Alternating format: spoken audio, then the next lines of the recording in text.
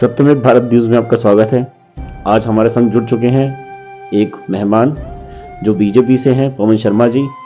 काफ़ी पुराने टाइम से बीजेपी से जुड़े हुए हैं और इन्होंने बहुत ही एज ए कार्यकर्ता बहुत ही सराहनीय कार्य किया है, पार्टी को हमेशा सहयोग किया है। आज पहले तो मैं इनको जीत की बधाई देना चाहूँगा कि बीजेपी ने 3 राज्यों में जीत हासिल की है। बहुत बहुत बधाई पवन शर्मा जी। आप इस जीत पे क्या कहना चाहेंगे? बहुत बहुत धन्यवाद, आप सभी को बधाई। इन 5 राज्यों की जनता को भी बहुत बहुत बधाई। ये जनादेश है और जनादेश जो है वो मोदी जी के पक्ष में आया है। मोदी जी वास्तव में एक करिश्माई प्रधानमंत्री हैं और उनका भी कोई इस देश में कोई भी विकल्प नहीं है। तो लोकसभा इलेक्शन भी अब आने वाले नजदीक ही हैं, तो उस तरफ हम बढ़ रहे हैं लगातार इलेक्शन की तरफ, तो उनको किस तरीके से देखते हैं आप?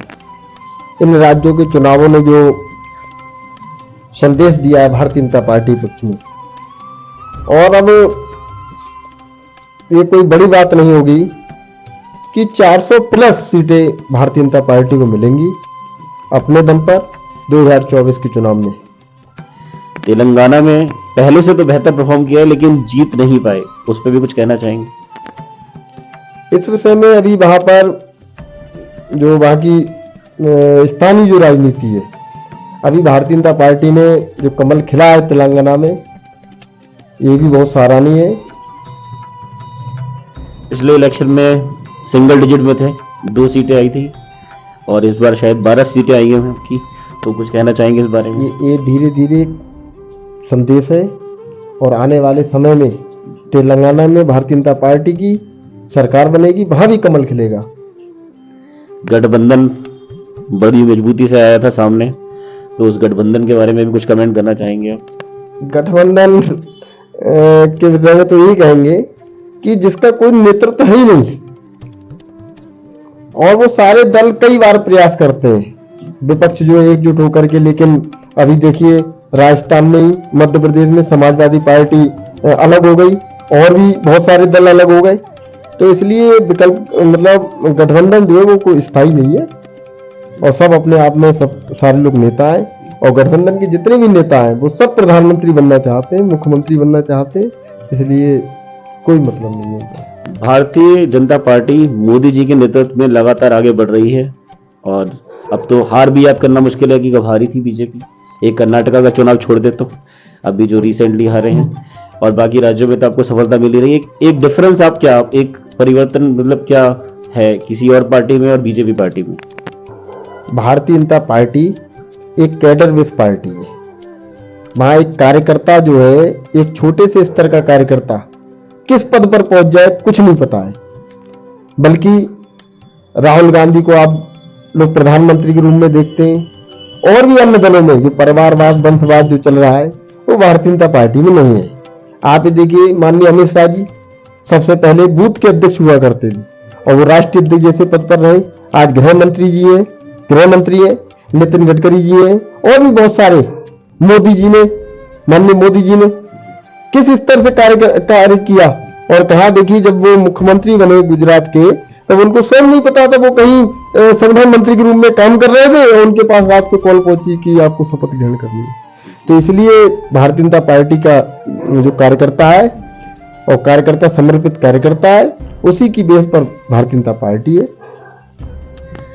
बदायूं की जनता का ये अपेक्षा है कि आने वाले लोकसभा चुनाव में कोई ऐसा चेहरा सामने आए जो थोड़ा सा विकास कर पाए, क्योंकि अभी तक थोड़ा सा स्लो रहा है विकास बदायूं की। देखिए, विकास ये कोई समाजवादी पार्टी की सरकार हो या अन्य दलों की, तो उन्होंने क्या, जब उनके परिवार के लोग जीता करते हैं जिस जगह से, तो उन्हें पूरा प्रदेश नहीं दिखता था, उन्हें सिर्फ वो 4 जगह 5 जगह जहां उनके परिवार के, मुलायम सिंह जी के परिवार के, अखिलेश जी के परिवार के, उनके जो 5 लोग 6 लोग जीते वही उनको दिखा करता था और सबसे ज्यादा डेवलपमेंट होता था उन्हीं क्षेत्रों में। लेकिन भारतीय जनता पार्टी सर्वव्यापी पार्टी है, उन्हें सारा ये नहीं कि स्पेशल विकास माननीय योगी जी के क्षेत्र में हो जाए या अन्य किसी मंत्री के क्षेत्र में हो जाए, वहां उनको सारा, अगर विकास के लिए 1 करोड़ है तो पूरे उत्तर प्रदेश में उसका भाग जाएगा विकास के लिए। अच्छा, भारतीय जनता पार्टी तो विजय की ओर बढ़ी रही है। आप क्योंकि बहुत पुराने टाइम से राजनीति को बारीकी से देख रहे हैं, बदायूं की राजनीति को स्पेशली, तो बदायूं की राजनीति में आपको जो सबसे ज्यादा इंस्पायर करता है चेहरा, एज ए नेता, एज ए राजनेता, जो बदायूं से जुड़ा रहा और उसने बदायूं के लिए बहुत अच्छे कार्य किए? देखिए भाई, हमारे लिए हम इस विषय पर तो ज्यादा ध्यान केंद्रित करते नहीं। हमारा तो जो नेता है वो कमल का फूल है। भारतीय जनता पार्टी किसी को भी प्रत्याशी बना दी।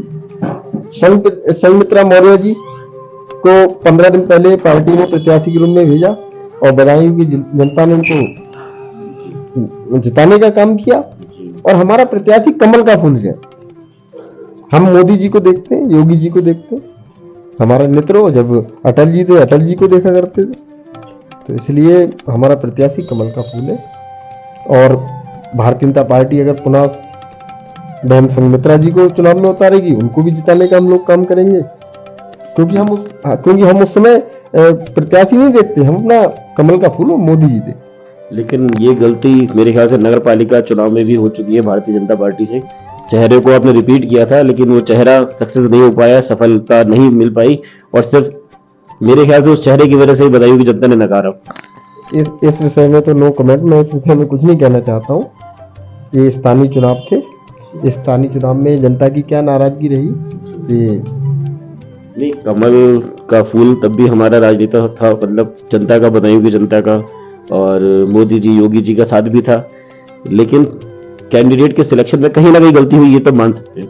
वो कहीं ना कहीं अभी नेतृत्व ने जो भी निर्णय लिया उसका हम लोगों ने स्वागत किया। बाकी जनता की क्या नाराजगी रही, प्रत्याशी की क्या नाराजगी रही प्रत्याशी से, अभी उनका उस विषय पे कोई चर्चा कोई मतलब ही नहीं है। अच्छा, बदायूं के जो युवा नेता अब प्रयास कर रहे हैं राजनीति में आने के लिए, क्योंकि आप बहुत एक्सपीरियंस है, आपका एक अथाह एक्सपीरियंस है राजनीति के क्षेत्र में, आपने बड़ी बारीकी से लोगों को देखा है, तो क्या युवाओं के बारे में क्या कहेंगे या उनको क्या एक संदेश देना चाहेंगे जो राजनीति में आना चाहते हैं? जो राजनीति में नौजवान आना चाहते हैं, हमारा उनसे सिर्फ यही संदेश है, पहले अपने कैरियर पर ध्यान केंद्रित करें। राजनीति के लिए बहुत समय है, जब उनका कैरियर बना होगा, अपने आप में सक्षम होंगे, तो वो राजनीति में निश्चित तौर पर आगे बढ़ेंगे आने वाले समय में।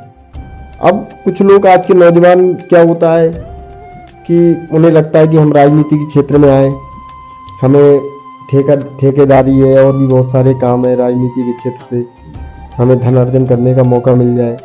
तो मेरा मानना है ये अस्थायी है। अपना कोई स्थायी व्यापार या सर्विस, जो भी उसका इंटरेस्ट हो, पहले उस पर अपना ध्यान केंद्रित करे, उसके बाद राजनीति में कदम रखे। जब स्वयं मजबूत होगा तभी राजनीति करते हुए उसको अच्छा लगेगा। बड़ी सटीक तरीके से पवन शर्मा जी ने सारे क्वेश्चंस का आंसर दिया, और मैंने भी जितना मैं जानना चाहता कोशिश किया, बदायूं की जनता जो चाहती थी जिन मुद्दों पे बात हो उन पे बात की है। आप बाकी अपने कमेंट में बताइए कि कौन सा मुद्दा रह गया कवर करने के लिए, वो भी हम आगे कवर करेंगे। पवन शर्मा जी से आगे भी मुलाकात होती रहेगी। धन्यवाद। सत्यमेव भारत न्यूज़ की तरफ से हिमांशु चावला।